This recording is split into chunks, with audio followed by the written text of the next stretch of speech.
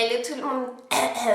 Hello tout le monde, j'espère que vous allez bien. Je suis ravie de vous retrouver aujourd'hui dans cette nouvelle vidéo qui s'annonce très courte. Si, promis, ça peut arriver, je vous assure. Je voulais tout simplement vous présenter mon challenge annuel qui consiste à terminer des séries trilogies dont il me reste le dernier tome à lire dans ma pile à lire.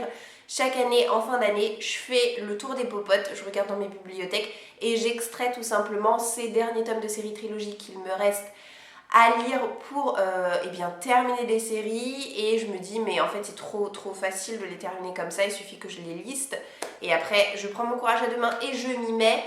Sachez qu'en 2020 j'ai terminé en tout de cette manière-là 10 séries. Et je suis trop contente, voilà, parce que des séries c'est super facile d'en commencer à l'appel, mais c'est beaucoup plus difficile de les poursuivre et alors les terminer, n'en parlons même pas, surtout pour les séries à rallonge. Alors cette année, je sais pas si je vais en terminer autant, parce que j'en ai trouvé un petit peu moins dans mes bibliothèques, mais je vais quand même vous présenter les séries en question. La première des séries concernées, c'est Hopeless. Je ne sais pas trop si on peut parler à proprement parler d'une série, mais le fait est qu'il y a plusieurs tomes pour terminer cette histoire, donc je la considère comme telle. Donc Hopeless, écrit par Colleen Hoover, je possède le dernier tome qui est Finding Cinderella depuis la fin d'année dernière, donc c'est tout récent. Et je vous avais expliqué à l'époque que je me refusais de lire Losing Hope, puisque c'est exactement la même histoire que Hopeless, mais du point de vue du garçon. C'est un tome compagnon, puisqu'on va suivre les deux meilleurs amis de nos deux protagonistes du premier tome, qui vont vivre une espèce de chassé-croisé amoureux. C'est un livre très court, c'est sorti aux éditions PKJ, il fait 200 et quelques pages. Donc c'est le genre de livre que je peux lire très rapidement. La deuxième série que j'aimerais terminer en 2020, c'est Un parfum de rose et d'oubli. C'est écrit par Martha Hall Kelly. On lui doit également Le lilas ne refleurit qu'après un hiver rigoureux, qui m'a valu il y a 2 ans de ça un énorme coup de cœur. J'ai adoré ce livre qui porte sur la Seconde Guerre mondiale. J'ai bien conscience que dire que c'est une série, c'est un petit peu jouer avec les mots, parce que ce n'est pas du tout la suite du livre Le lilas ne refleurit qu'après un hiver rigoureux. On peut éventuellement le considérer comme un préquel. En fait, ce qui fait le lien entre le livre dont je viens de vous parler et celui-ci, c'est qu'on va découvrir Elisa, qui est en fait la mère de l'une des héroïnes que l'on découvre dans le Lilas ne refleurit qu'après un hiver rigoureux.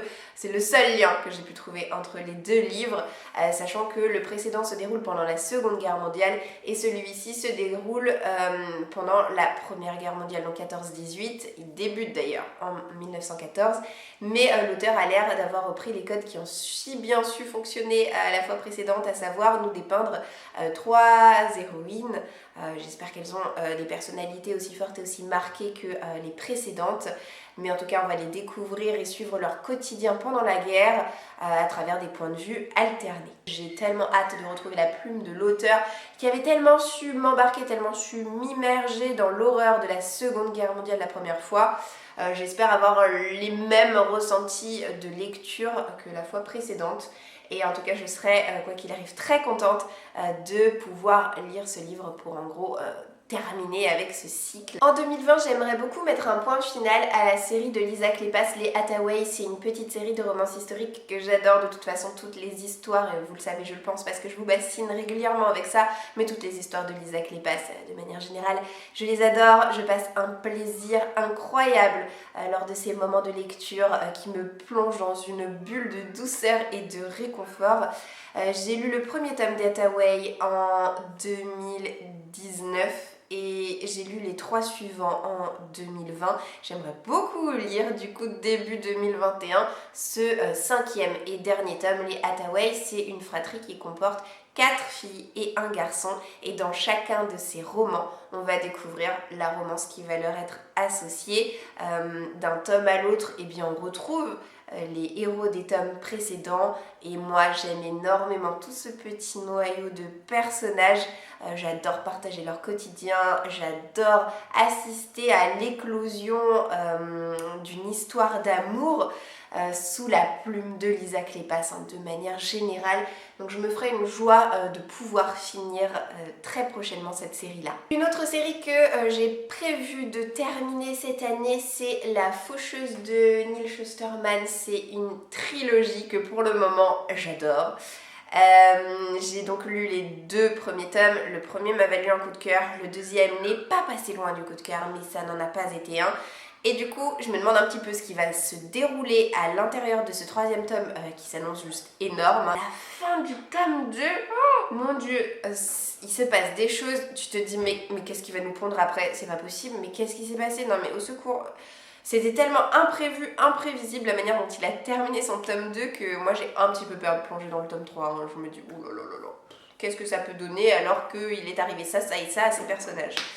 La Faucheuse, c'est un univers assez incroyable dans lequel la mort n'existe plus, c'est-à-dire que vous ne pouvez plus mourir de maladie, on ne peut pas assassiner quelqu'un comme ça. Si vous essayez de vous suicider, eh bien vous serez transféré au centre de résurrection le plus proche. Non, pour mourir, il n'y a plus qu'une seule méthode, c'est que votre âme soit glanée par un faucheur ou une faucheuse. Il existe de nombreux faucheurs et faucheuses de par le monde qui se réunissent en conclave une à plusieurs fois par an. Pour discuter de choses comme les quotas à établir pour l'année à venir, les méthodes de glanage, etc. Chaque faucheur, chaque faucheuse a sa méthode qui lui est propre de glanage et a ses critères pour sélectionner un petit peu les âmes à collecter au cours de l'année. Évidemment, tout ça est sous contrôle, il ne faut pas qu'il y ait d'abus, même si malheureusement parfois ça arrive qu'il y en ait. Et il se passe des choses mais incroyables. Je vous en dirai pas plus si vous n'avez pas encore eu la curiosité de vous plonger dans cet univers, mais allez-y, franchement ça vaut le détour. C'est très très addictif comme lecture, on a envie à chaque fois d'en savoir plus et le rythme est franchement bien enlevé. Quant au contenu, mais à chaque fois c'est surprise sur surprise, rebondissement sur rebondissement. J'ai vraiment hâte de pouvoir lire ce livre, même si je suis un peu déçue parce que c'est le dernier tome, il n'y en aura plus après. J'ai aussi prévu de lire le 3e et dernier tome de la trilogie de Laïs Bardugo-Grisha. C'est sa toute première trilogie. Moi, de cet auteur, j'ai lu en tout premier lieu Six of Crows, qui est une duologie absolument géniale qui se déroule dans le même univers que Grisha. Grisha, j'ai pu vous lire, c'est sa trilogie la plus ancienne. Et ça se sent au niveau de la plume. C'est pour ça que si vous avez envie de découvrir cet auteur, je vous recommanderais ce que je fais toujours, c'est-à-dire lire les livres d'un auteur ou d'une auteure dans l'ordre.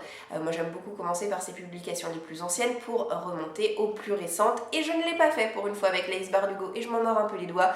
C'est-à-dire que sa plume est beaucoup moins mature et l'histoire est peut-être un petit peu plus simpliste dans Grisha que dans Six of Crows, même si le tome 2 de Grisha m'a davantage plu que le premier. Et je pense que ça sera encore plus le cas dans le 3e. C'est une trilogie de fantasy young adulte que personnellement je trouve très très intéressante en ce qui concerne le déroulé de l'histoire et même la mythologie. Et évidemment, je me ferai un plaisir de mettre un point final à cette histoire-là. Et pour finir, la dernière série que j'ai prévu de terminer en 2021, c'est Apocalypse Blues. J'adore cette série post-apocalyptique. C'est écrit par une jeune auteure qui s'appelle Chloé Jo Bertrand et c'est sorti aux éditions Brajlon dans leur collection Young Adult Big Bang. J'en ai lu aucun tome en 2020 et c'est franchement dommage. Parce que j'ai lu les 2 précédents en 2019 je crois et j'ai laissé passer du coup beaucoup de temps avant de me plonger dans ce tome 3 et j'espère que ce ne sera pas au détriment de l'histoire et au détriment du fait que je sois plus dans le mood ou quoi que ce soit.